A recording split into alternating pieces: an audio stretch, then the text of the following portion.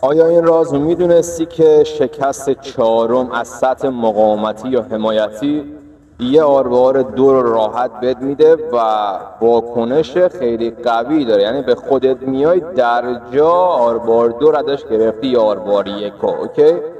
حالا چیه داستانش؟ به زبون ساده بهت بگم. 1 2 3 اون شکستی که از سطح مقاومت یا حمایت پیش میاد، شکست چهارم با یک کندل بادی پرقدرت، حالا سل یا بای، تاییدیه میگیری و با استاپ کف میتونی آروار 2 یا 1 رو ازش بگیری. حتی بیشتر از این حرفا هم بهت میده. اوکی؟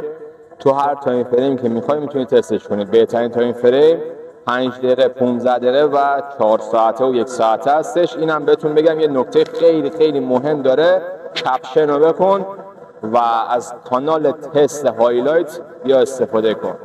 تخصصی فقط طلای جهانی.